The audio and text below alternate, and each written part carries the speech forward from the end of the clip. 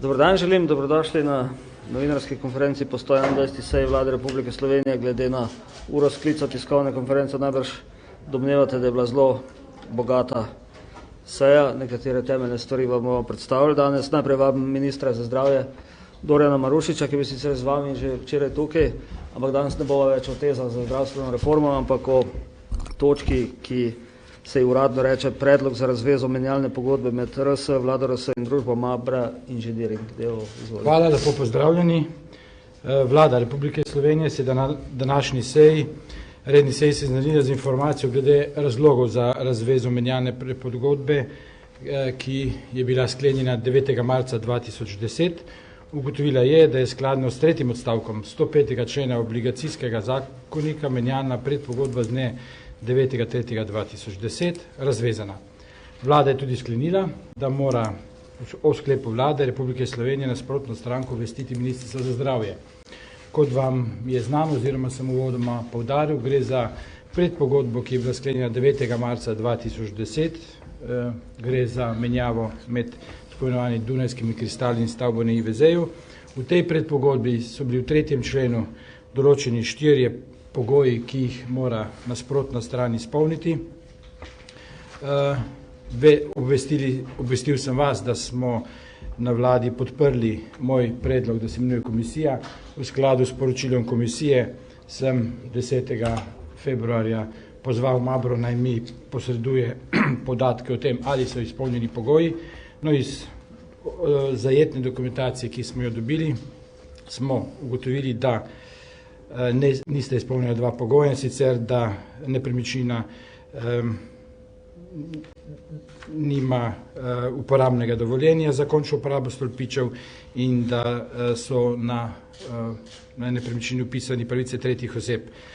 Skratka, po poročitvi dokumentacije je vlada se seznanila in zaradi neizpolnitev obveznosti strani Mabre je skladno s 3. odstavkom 105. člena obligacijskega zakonika menjalna predpogodba z dne 9.3.2010 po današnjem sklepu Vlade Republike Slovenije razvezana. V redu, kratko in jedrnato, prosim vprašanje, Gregor. Ja. Gregor Vrnovšek, TV Slovenija. Zdaj, jaz sem se včeraj pogovarjal z gospod Zekićevo, pa je rekla, da v bistvu so oni vsem pogojem vašim oziroma zahtevam nekako, da so jih izpolnili, tako glede prepisa lastništva, skratka vse je bilo odvisno od tega, da bi dobili vse te pogoje izpolnjene takrat, ko bi podpisali to menjalno pogodbo. To me zanima, kakšen je komentar. Pa je, da je tudi NKBM v bistvu dala to neko, kako se reče, izbrisno dovoljenje. Zelo preprosto. V predpogodbi je bil datum sklenitve in izpolnitve pogojev 31. oktober, ta je bil z aneksom 1 premaknjen na 31. avgust, z aneksom 1 premaknjen na 31. oktober.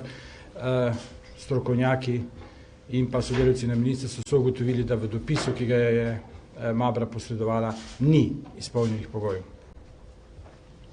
Kakšno vprašanje še na to temo? Marjan Veškega, Radio Slovenija. Mogoče veste iz tega, do česar se zdaj prišli, kdo je v bistvu lastnik Mabre?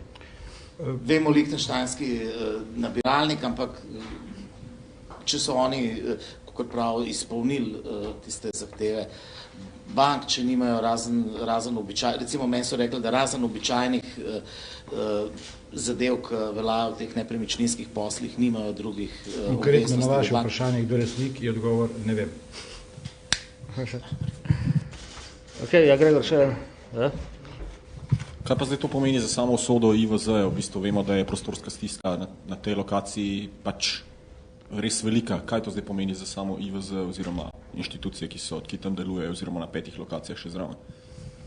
Torej, glede na današnji sklep, vam lahko zatrdim, da v naslednjih dneh ne bo prišlo do selitve. Je pa to dodaten problem, ki ga bomo morali reševati v tem mandatu. Nam je pa dovoljeno, da glede na obilne naloge, predvsem pa z nalogami o nadgradnji sistema, so to zelo korektno upravljali moji sodelavci. Ampak glede na to, da v bistvu se je že ta selitev pripravljala od marca prejšnje leto, nekaj stroškov je vendarle bilo, oziroma kar veliki stroški verjetno glede projektiranja in vsega tega. Imate kakšno oceno, kako se je zdaj ta neselitev stala? To bomo proučili, moramo pa slediti sklepom vlade.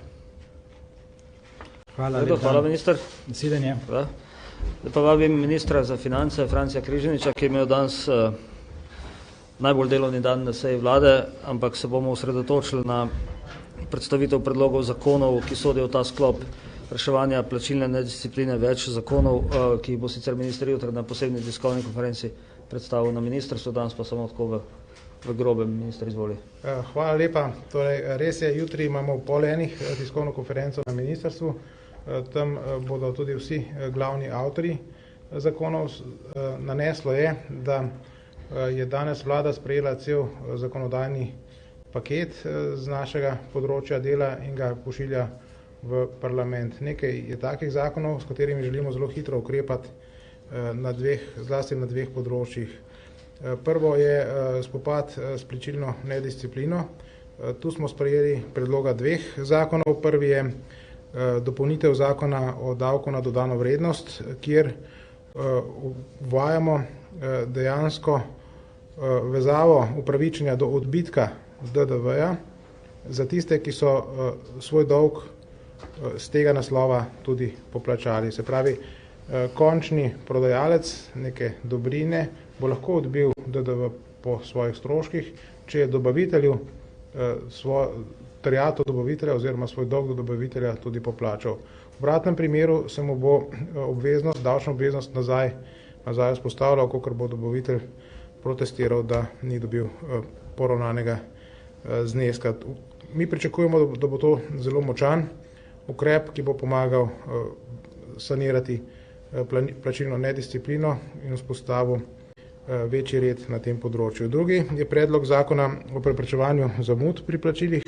Gre za implementacijo ustrezne direktive.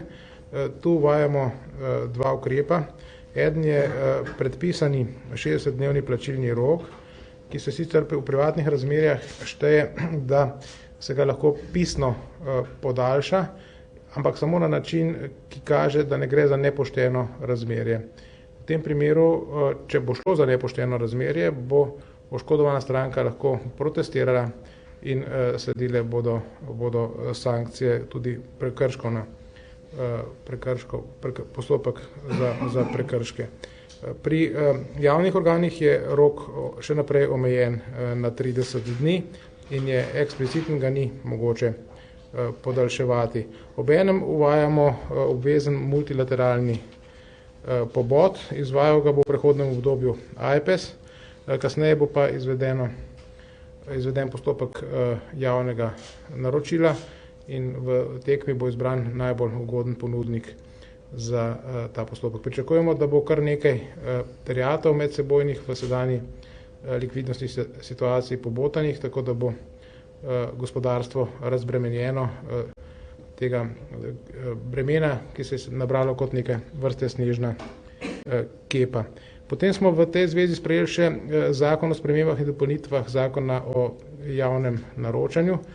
Tu je prišlo do nekaterih patoloških pojavov, ko so končni izvajalci oziroma glavni pogodbeni partnerji v razmerjih z državnimi organi in inštitucijami, ki so zavezani k javnemu naročanju, za podizvajalce enostavno angažirali, pogodbeno vezali svoje hčerinske družbe in se na ta način izognili zavezi o direktnem plačilu podizvajalcev. Se pravi, zopet je dobila lastniško povezana organizacija plačano celoto in zopet ostalih podizvajalcev ni poplačala. Sedaj se bo preverjalo, ali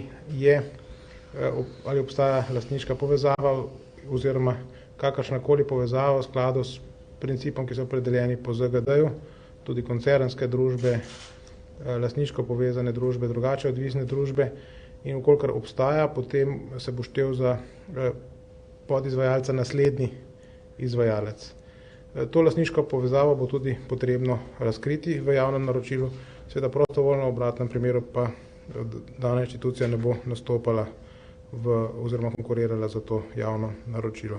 Mi pričakujemo, da bo to tudi na tem področju izboljšalo učinkovitost in zaščitilo interes šibkejših strani. Obenem izboljšujemo še nekaj drugih ureditev, ki so se skazale kot pereče na tem področju, predvsem način informiranja strank v postopku, ta se bo izboljšal, vpogled v dokumentacijo se bo poenostavil, pa tudi možnost odstopa od pogodbe v primeru, da je prišlo do ali kaznivega dejanja ali stečaja izvajalca, bo poenostavljen. To je z tega področja. Potem smo z področja upravljanja kapitalskih deležev države sprejeli zelo minimalistični noveli zakona o upravljanju kapitalskih naložb Republike Slovenije in pa zakona o preoblikovanju KAD-a in SOD-a, da ne berem celotnega naslova tega zakona. Gre za prenos oziroma podaljšanje dolžnosti ministrstva, da pripravijo resorne strategije do 30. aprila na vladni ravni in potem do 30. junija 2011 predloženo parlamentu. To zamika nekoliko delo agencije, zlasti pri razpolaganju s premoženjem, ker se bo v teh strategijah opredelilo, katere naložbe so strateške, na kakšen način so to strateške naložbe. Obenem pa urejamo tudi razmerja pri dokapitalizaciji, tam, kjer agencija oceni, da je za zaščito interesov Slovenije potrebno vstopati v dokapitalizacijo, mora potem po zakonu z vlado doseči dogovor in vlada potem sklene razporediti sredstva iz B bilance za take namene. Pri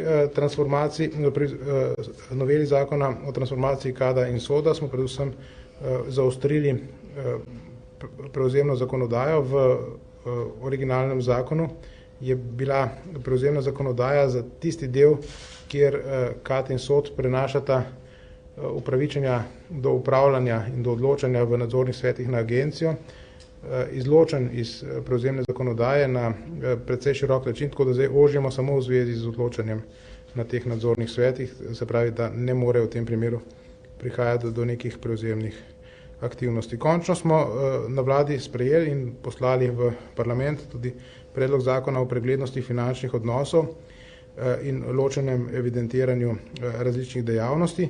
Tu gre za dejavnosti, ki so bodisi v podjetjih v javni lasti, bodisi v podjetjih, ki so privatna, pa imajo javna pooblastila ali izključujočo pravico izvajati določene dejavnosti. Tu je potrebno izvesti ločevanje tistih aktivnosti, ki so javne narave, od tistih, ki jih mora biti izvajajo privatno in na trgu v konkurenčnih pogojih. In tu je dolžnost poročanja bila do sedaj zelo pogosta, sedaj pa jo podaljšujemo na 1 leto do 30. marca.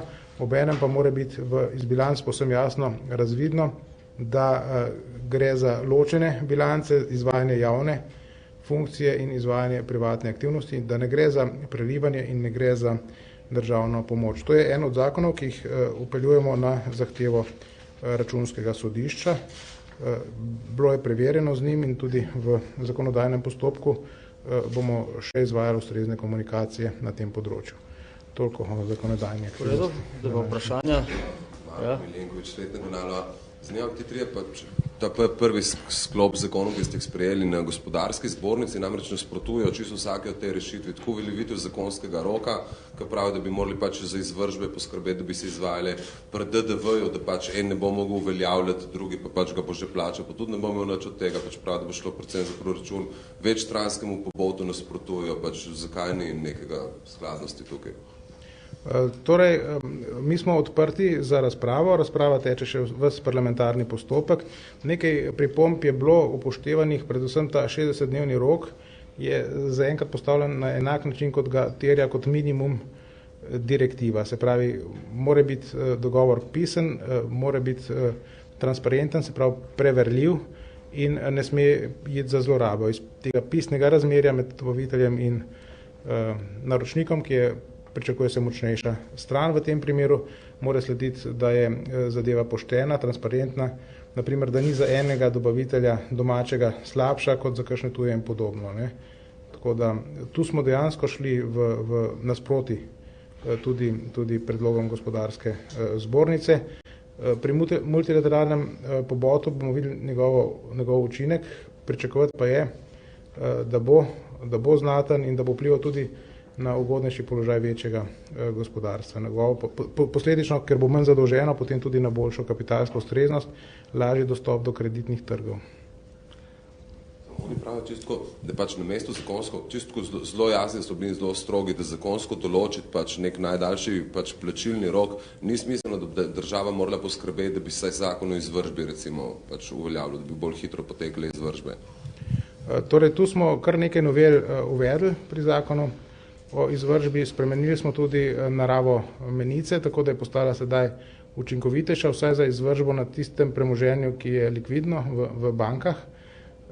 Zdaj, problem seveda, ki ne terja toliko naše ministrstvo, resorno je tu ministrstvo pravosodje, pa je pravna varnost tudi tistih, ki so stranke v postopku izvršbe, seveda ta se mora imeti tudi možnost pritožiti, če gre za izvršitev nečesa, kar sploh ni bil dolžen. Tako da pri izvršbi je treba vendarle biti tudi nekoliko previden.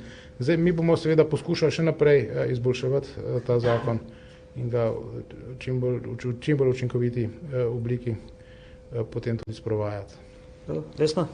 Smo pa 2 noveli sprejeli že v našem mandatu na ta zakon. Tako da je dejansko pereč problem in pravilno odpirate.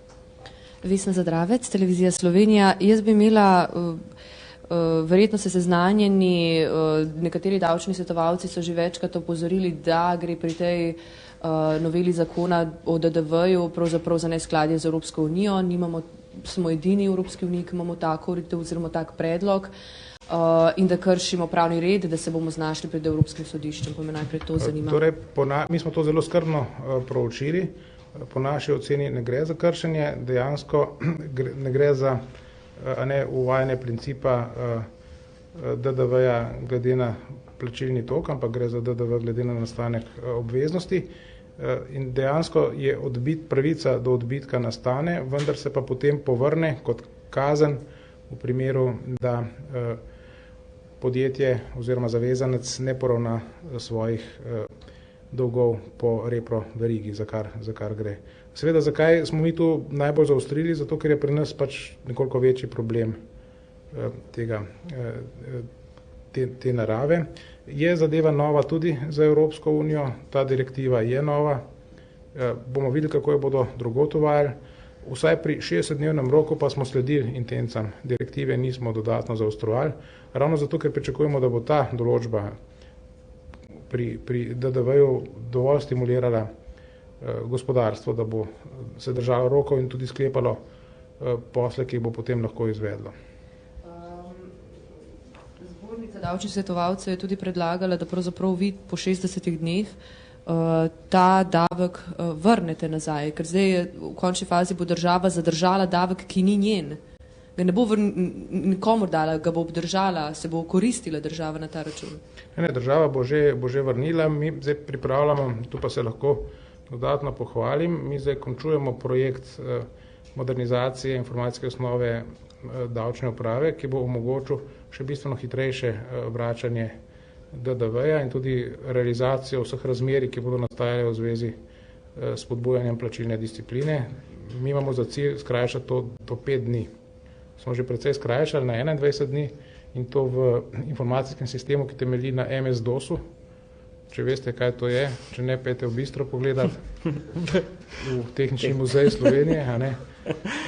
Zdaj bo pa modern sistem, ki bo omogočil precej hitrejše delovanje. Julija predvidevamo, da bo stekel. Kdaj lahko potem, če bo, recimo, če ne bo vrnil pravzaprav, oziroma če ne bo trgovec plačal dobavitelju neko storitev, ne, in s tem tudi ne davek, kdaj lahko pričakuje potem dobavitelj, da bo ta davek dobil vrnjen nazaj? Kdaj? Dobavitelj bo dobil vrnjen nazaj, potem bo pa vzpostavljena davčna obveznost. Tako razumem jaz. Potem bo pa naknadno, okoliko ne bo plačal ali pa prijavil multilateralni pobot, vzpostavljena njegova davčna obveznost za nekaj, za kar prej obveznosti ni bilo.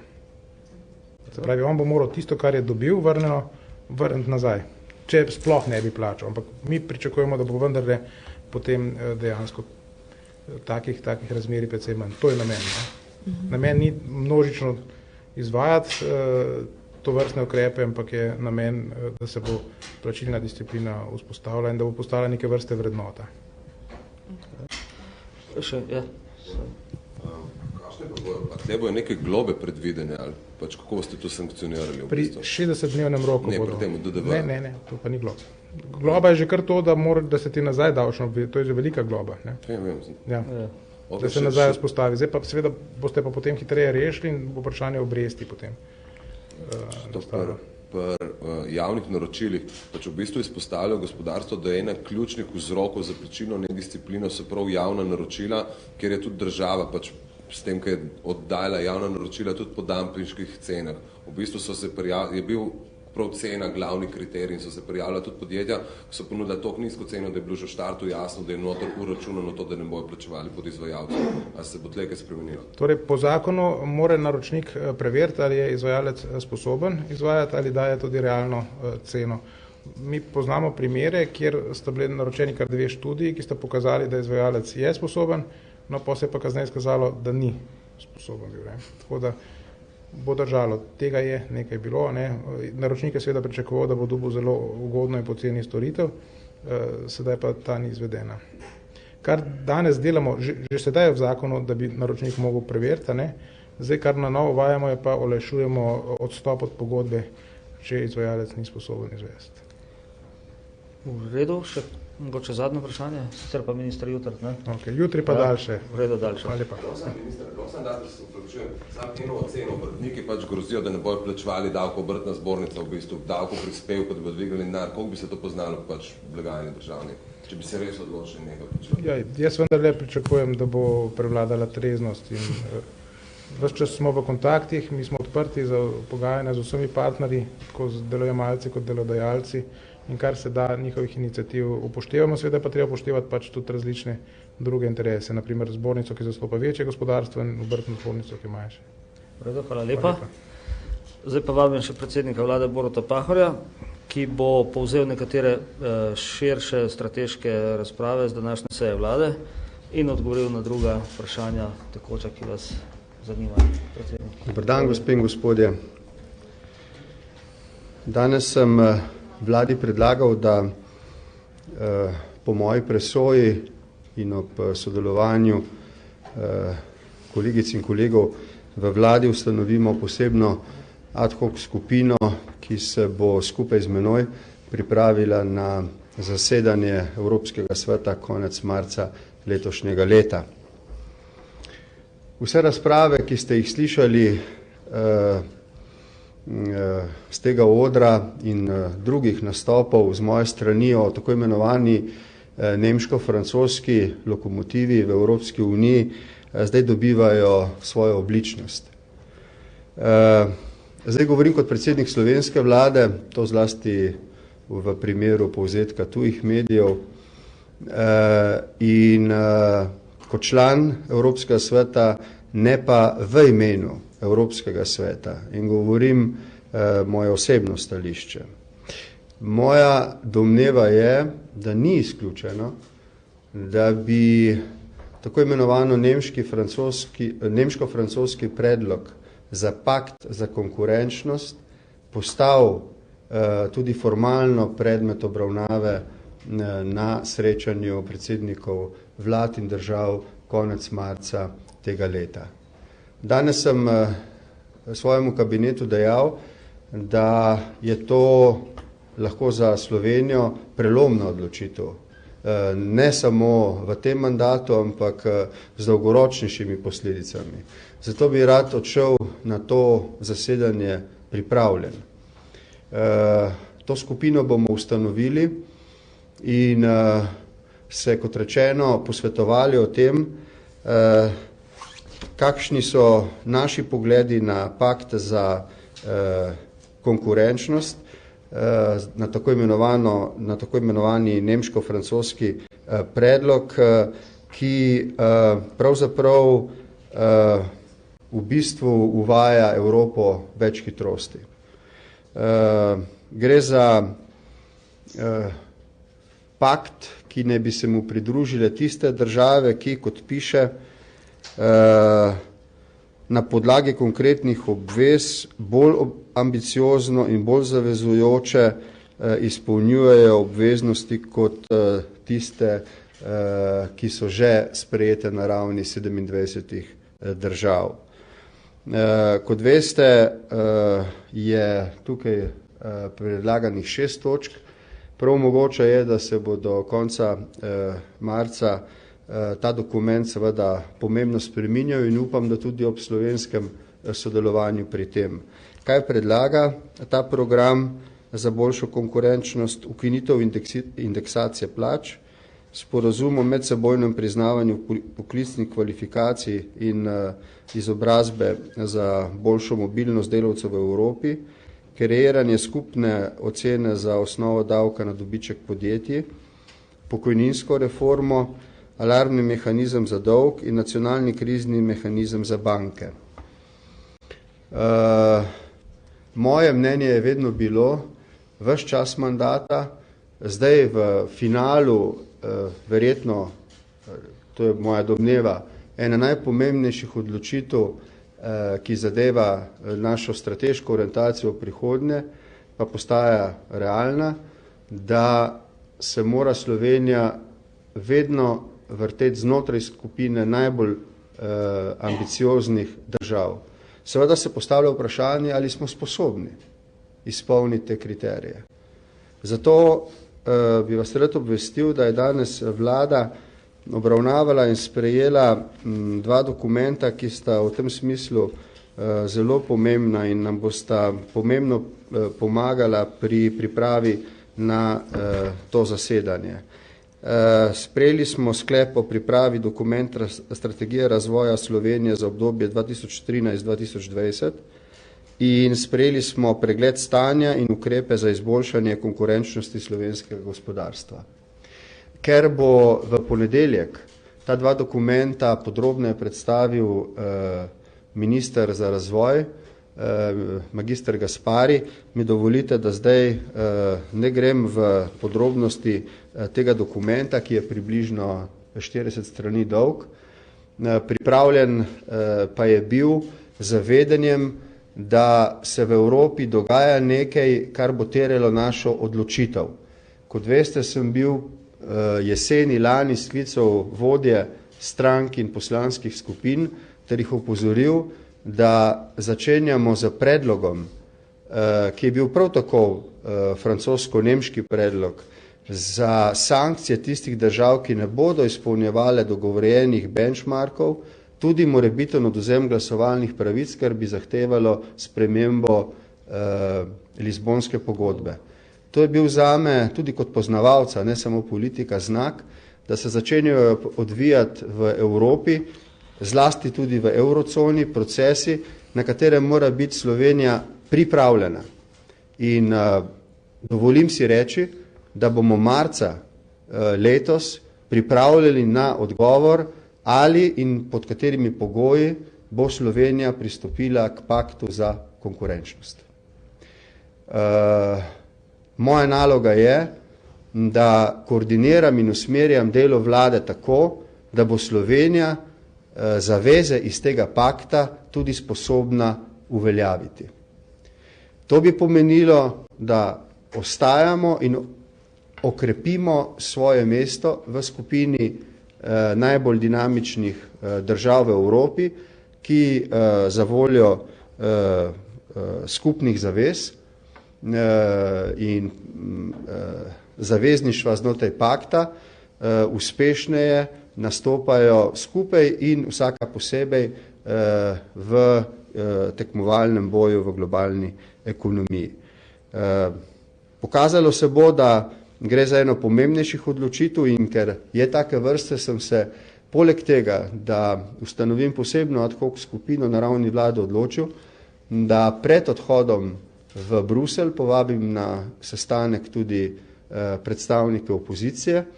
Vsekakor pa bo moral svojo besedo predtem izreči še odbor za evropske zadeve ali morda celo državni zbor. Ocenjujem, da gre za odločitev tako velikega pomena.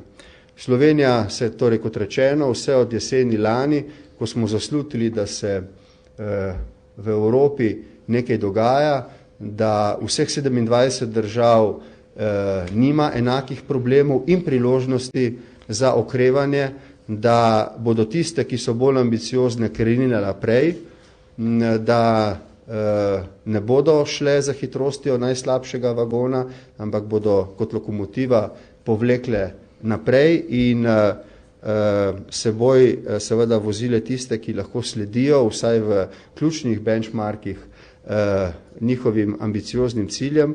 Od tistega dne naprej smo v vladi, dostikrat tudi diskretno, pripravljali našo državo in družbo na to, da bi pristopili k takemu paktu.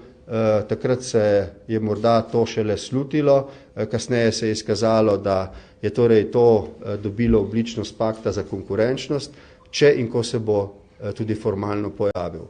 Nimam informacij, da ne bo nesporazumov, če bodo o tem poročali tuji mediji, da bo tak predlog dan konec marca.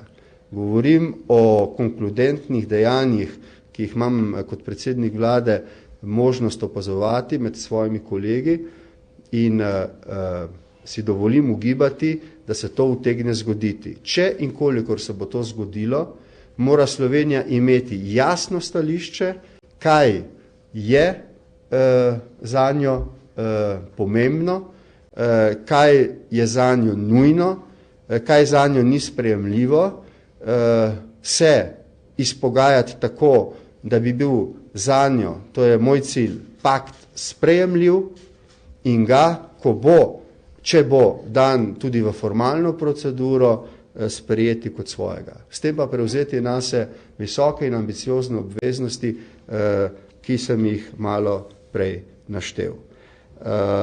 Vi veste, da se je razprava o tem, ali je to prav ali ne, že odprla, včeraj v Državnem svetu in sicer, da se postavlja vprašanje, je Slovenija sposobna slediti visokim obveznostim, ki jih postavlja ta pakt.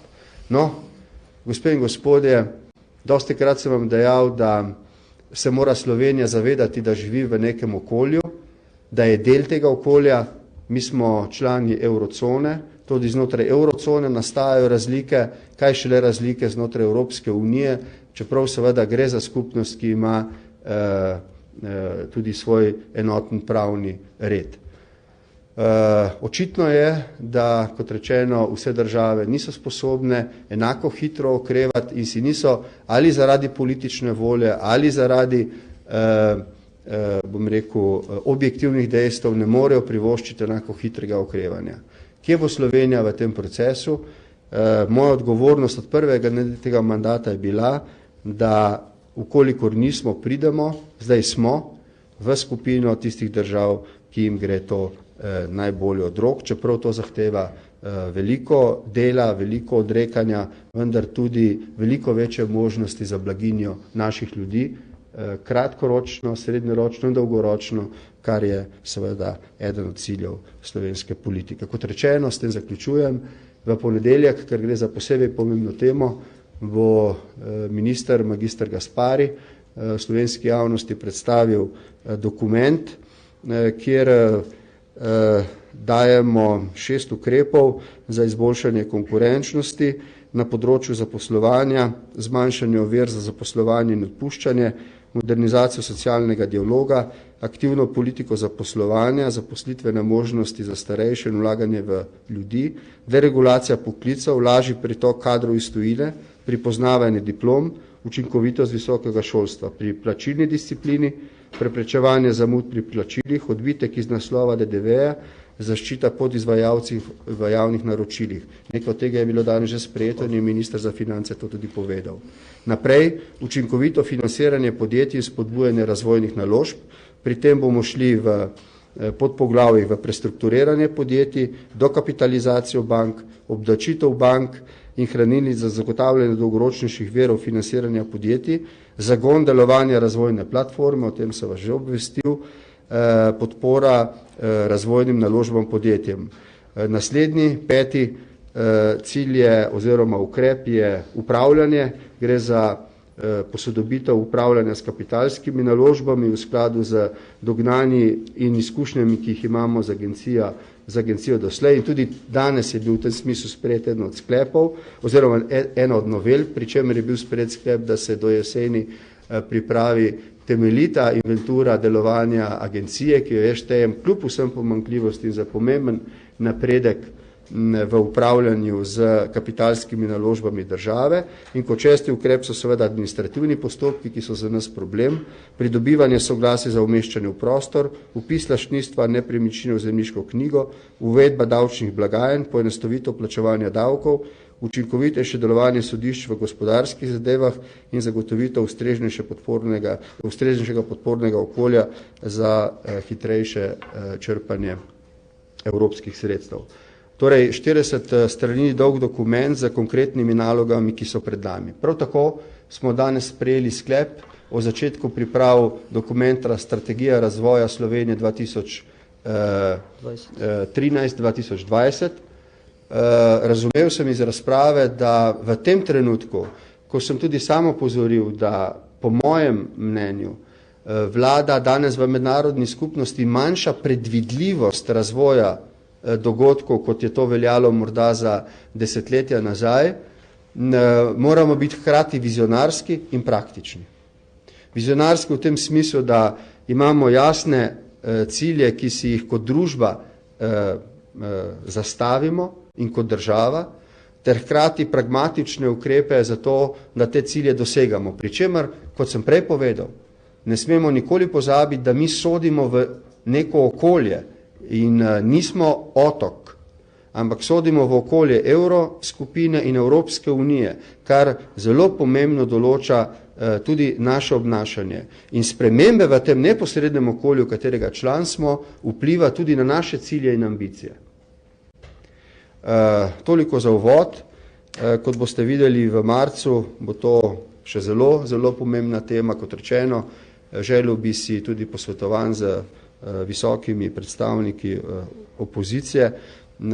Tak sestanek bomo, če bo do njega prišlo, izkoristili tudi za diskusijo o predlogu Slovenske ljudske stranke, da se pogledajo priprave na začetek dela arbitražnega sodišča po podpisu sporazuma Republike Hrvaške z Evropsko komisijo. Prosim. Vprašanje? Ja. Minister Lukšič je tudi danes zelo samozavesten, kar zadeva enoten termin zimskih počitnic, pa vendar nekaj podatkov kaže, v Kranjski Gori pričakujejo v enem tednu milijonsko škodo, Združenje Term več kot 2 milijona, večja smučišča po 100 000 evrov v enem tednu. Kaj si vi mislite o tem, ali je torej vredno ustrajati pri takem predlogu? In drugo vprašanje, kako vidite, kako gledate na razmere v Libiji? Vi ste vendarle z Gaddafijem režimom spletli neke tesnejše vezi. Slovenija s tem režimom posluje, na drugi strani si ljudstvo v Libiji želi demokracije, na nek način je sito Gaddafija, očitno. Najprej morda glede drugega vprašanja. Slovenija ima dobre odnose z najpomembnejšimi državami v tem delu Afrike, tudi z Egiptom. Ne pozabite, da je bil nedavno na obisku predsednik Mubarak, ki ga je gostil predsednik Republike dr. Terki, in z predsednikom Mubarakom sem se srečal tudi jaz. Predsednik Mubarak je bil dolga 30 letja pomemben zaveznik Zahoda pri miru v tem delu nemirnega sveta. Vendar pa je bolj kot to pomembna volja egipčanskega ljudstva, ki jo je potrebno spoštovati. In egipčansko ljudstvo je spregovorilo in njegovo mnenje je potrebno upoštevati. To, kar sem jaz rekel v diskusiji o Egiptu na Evropskem svetu, je bilo, da je tisto, kar moramo mi ne samo pričakovati, ampak tudi zahtevati, da nove oblasti v Egiptu spoštujejo mirovne sporazume. Mirovni sporazum med Egiptom in Izraelom je temelj miru v regiji.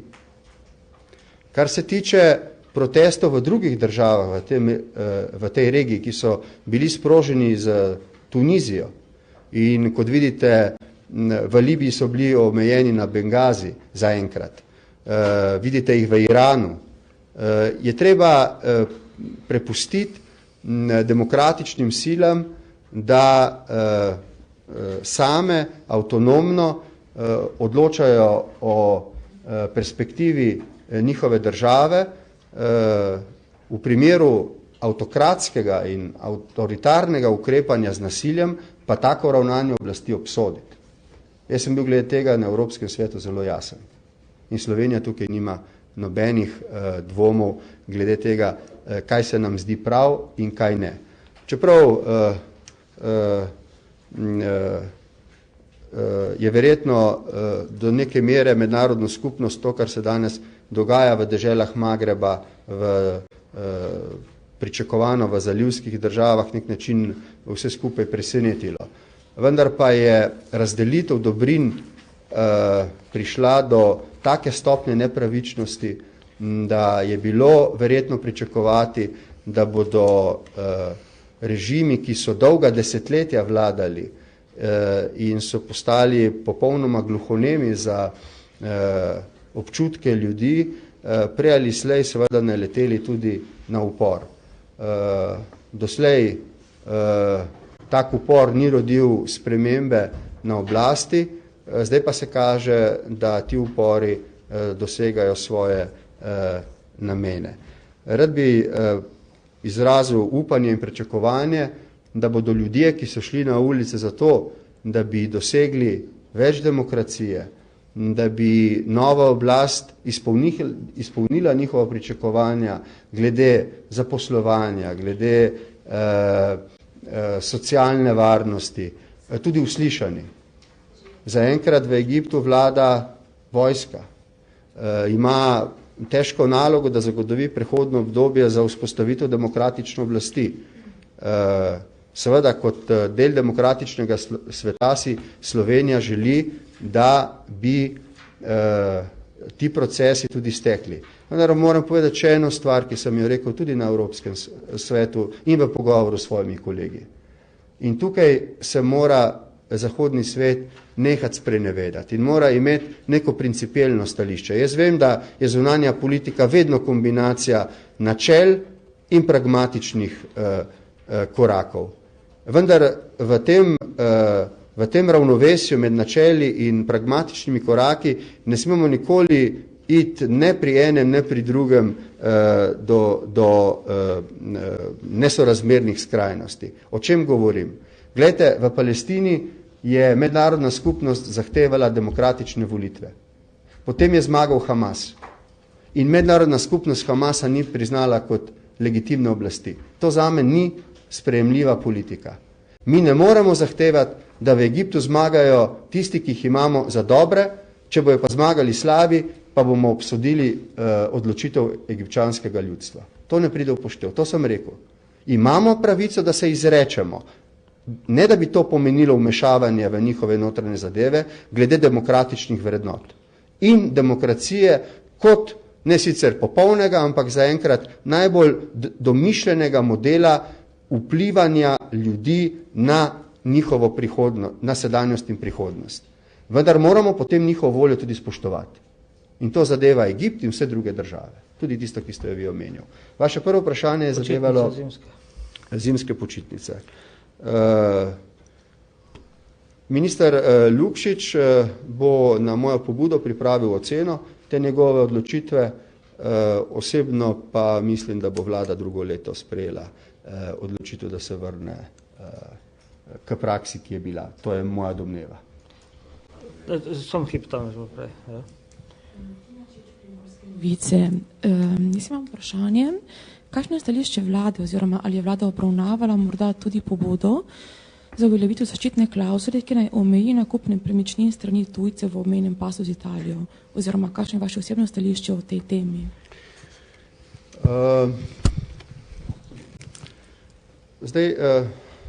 Prav zato, da bi uveljavili naše interese, ki jih imamo glede tega, mi dovolite, da nisem preveč izčrpen v odgovoru. Bi vam pa rad povedal, da smo danes ustanovili medresorsko skupino na ravni vlade, ki jo bo vodil pravosodni minister in ima za nalogo doreči nekatere analize in ukrepe vlade ki bodo upoštevali nekatere procese, ki se odvijajo v obmejnih pasovih, ne samo z Italijo, ampak tudi z sosednjo Avstrijo.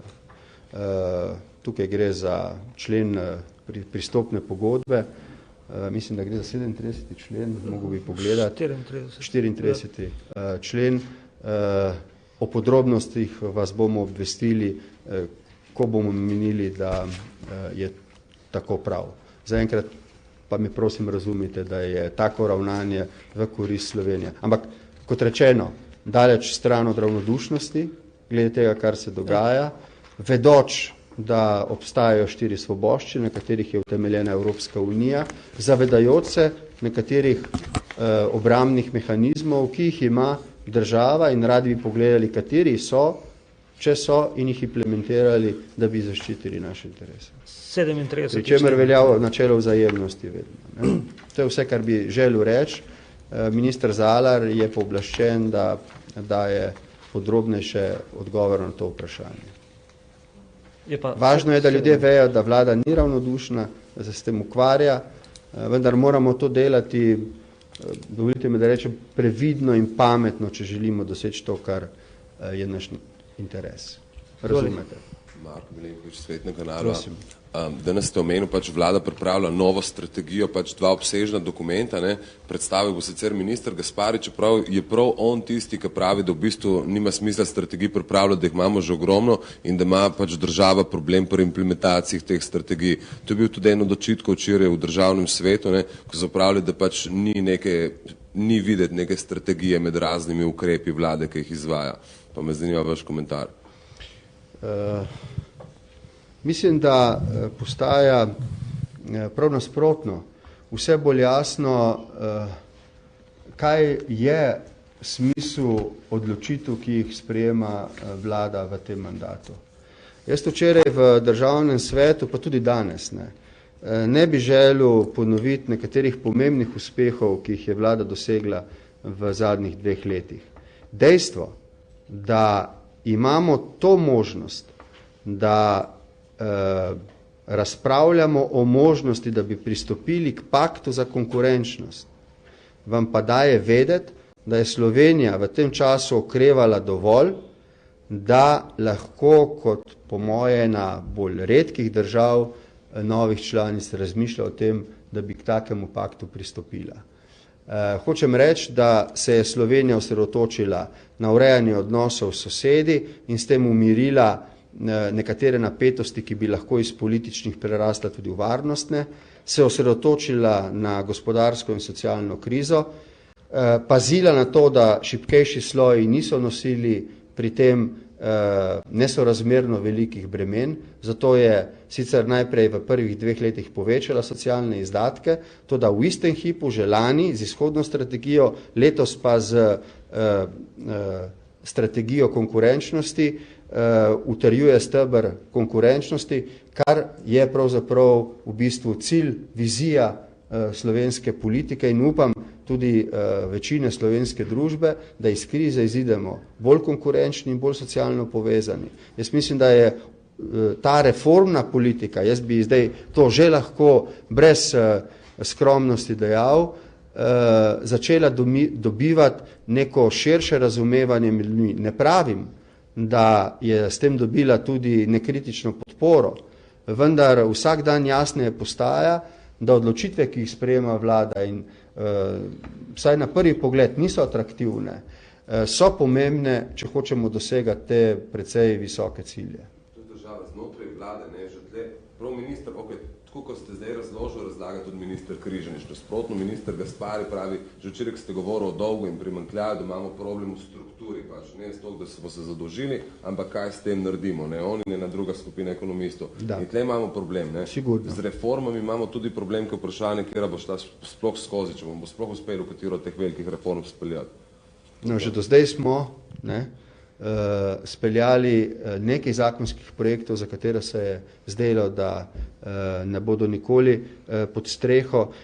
Mimo grede, ko morda že naslednjič bomo poleg table semaforja, ki bo kazala uspeh uveljavitve nekaterih pomembnih zakonskih projektov pri izhodni strategiji imeli tudi semafor z 27 osnutki zakonov iz tako imenovanega projekta prioriteta za konkurenčnost v drugi polovici mandata.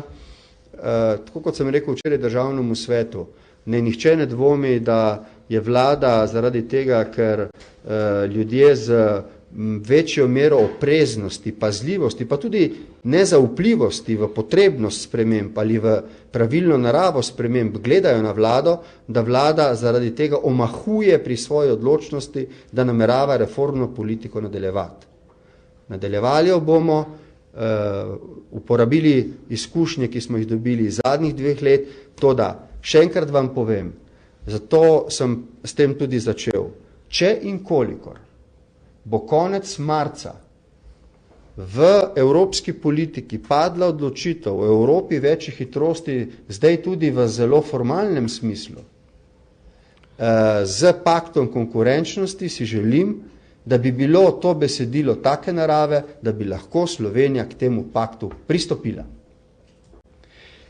Če se bo to zgodilo, bi to pomenilo, da bomo seveda imeli pred seboj zelo visoke in težke naloge, to da uveljavitev teh težkih in visokih, ambicioznih zahtev, ki bodo pogoj za to, da se bo lahko ostalo v tej skupini držav, bo omogočil Sloveniji, da bo življenjski standard naših ljudi višji, seveda pa bo treba za to izpolniti, kot sem rekel, neke benchmarke. Ne vem, kako se reče v slovenščini breaking news. Ja, izredna novica. Rad bi soglasno v imenu Vlade Republike Slovenije čestitev Tini Maze, ker je postala svetovna prvakinja v veleslalomu na svetovnem prvenstvu v alpskem smučanju. Tako da imate od mene celo korist, ker vas sproti informiram, čeprav vem, da vas to zanima, tako kot vse ostale Slovence. Mislim, da velja tukaj reči nekaj, kar sem rekel tudi na podelitvi Bloudkovih priznanj. Slovenski športniki so ambasadori naše države in mislim, da je tudi ta vlada storila veliko za to, da se jim zagotovi primeren status za to, da se lahko posvetijo svojemu talentu, ga razvijajo in z njim razveseljujejo naše ljudi, predvsem pa mlade ljudi navdihujejo svojimi uspehi in jih usmerjajo k stvarem, ki so za njihovo prihodnost pomembne. Tako da čestitke Tine Maze in vsem, ki imenitno zastopajo Slovenijo v mednarodnem športu. Prosim. Božič, delo, nažalost ena manj vesela tema. Zadeva Hypo, zanima me vaš komentar na tezo, oziroma vseh teh preiskav in predvsem na tezo, da avstrijski organi ne zaupajo slovenskim. Poleg tega bi vas pa prosil še za odziv na gospoda Vinka Gorenaka, ki vas je danes pozval, da ministrico Katarino Kresal postavite pred vrata zaradi domnevnega konflikta interesov. No, danes smo med drugim poslušali poročilo ministrice Kresalove o delu Nacionalnega preiskovalnega urada. Slovenska javnost je, tako kot večina drugih, zlasti tistih družb, ki se nahajajo v socialni in gospodarski krizi, občutljiva na protipravno prilaščanje premoženja.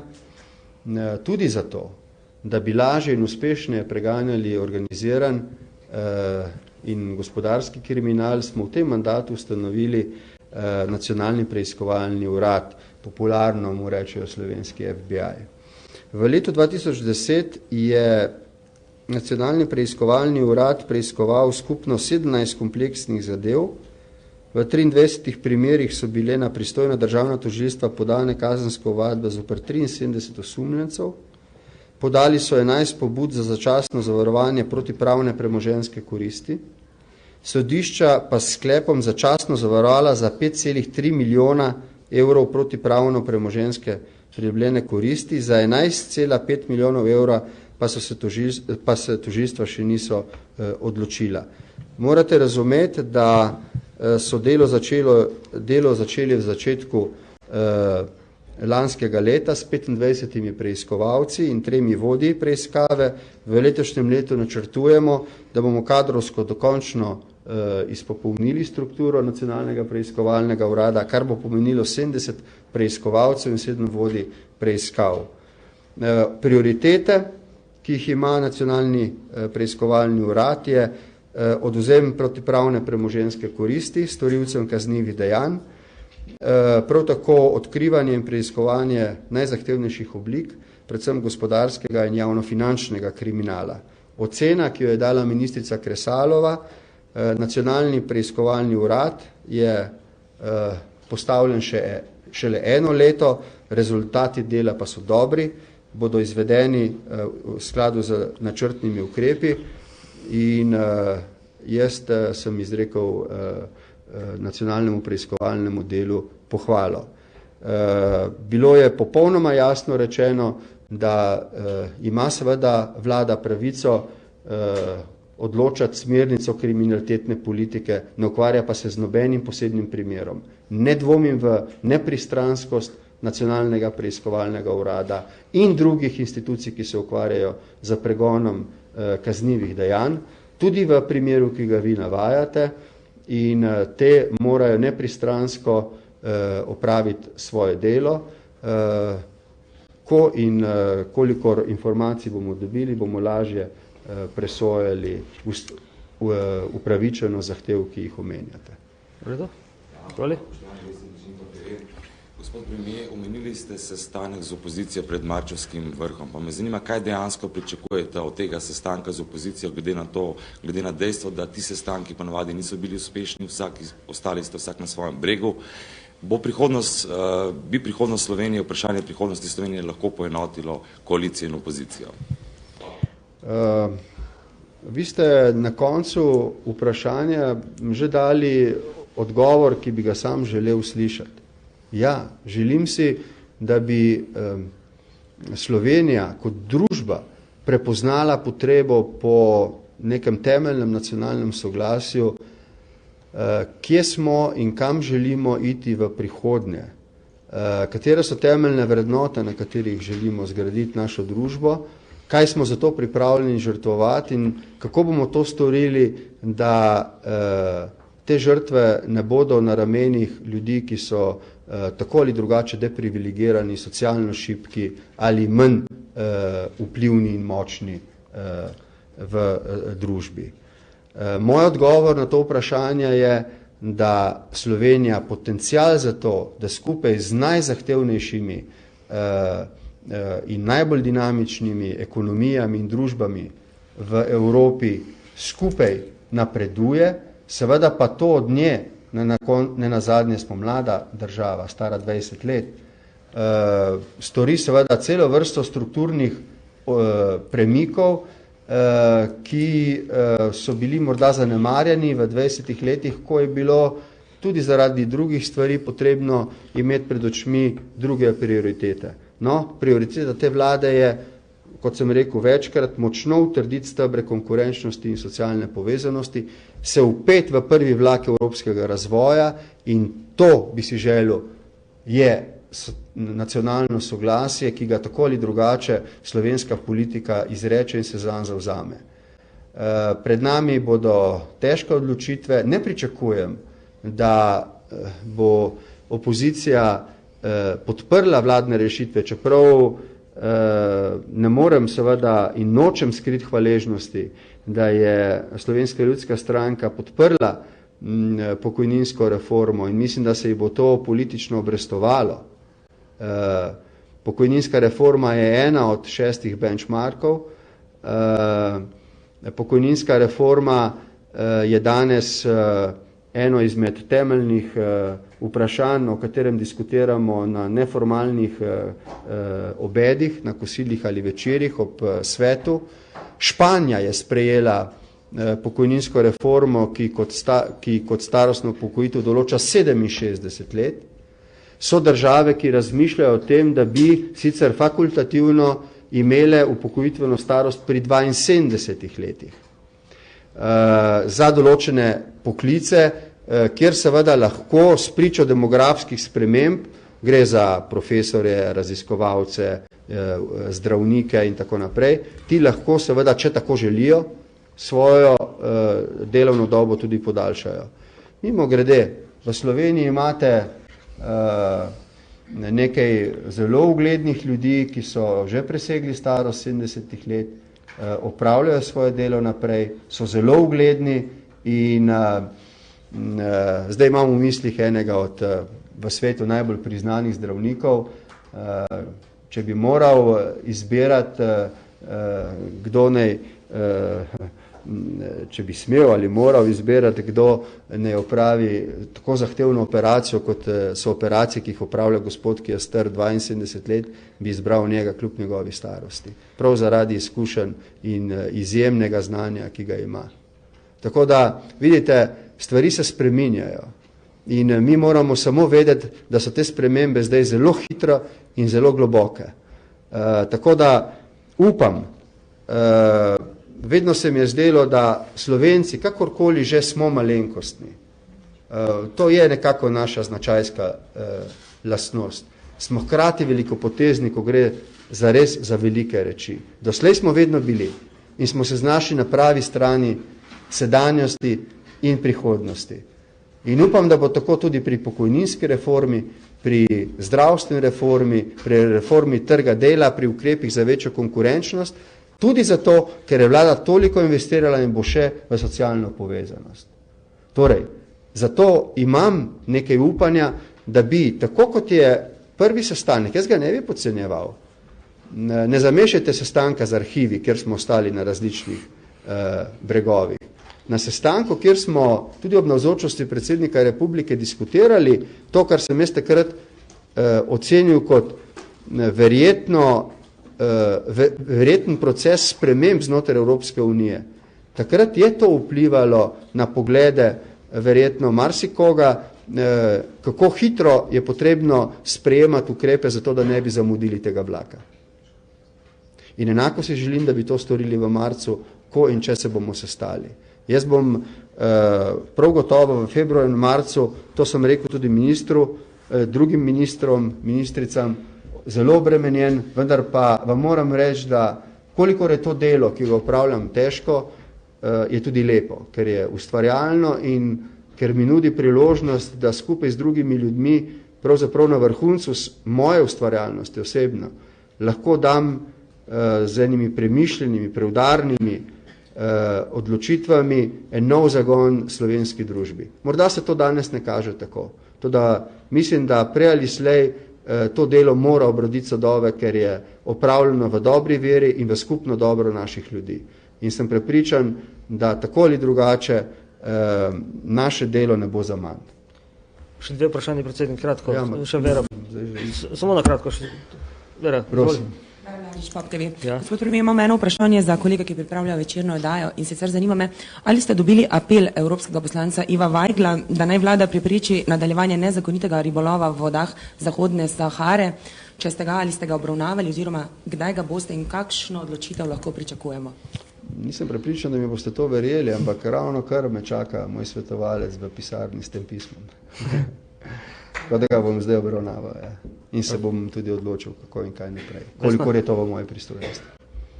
Vesna. Še eno vprašanje bi jaz bila in sicer zanima me, zakaj niste obravnavali zakona o tujcih in sicer, kar se tiče torej sprejema zapornikov iz Guantanama. Ne, to ni problem. Ta pravna podlaga ni bil predmet spora v ministerskem kolegiju, pač pa vprašanje biometrije. Vlada ni imela enotnega stališča, kje naj se biometrija jemlje, ali na diplomatsko-konzularnih predstavništvih ali v upravnih enotah v Sloveniji. To je bil razlog za to, da se je prekinila točka o sprejemu zakona o tujcih.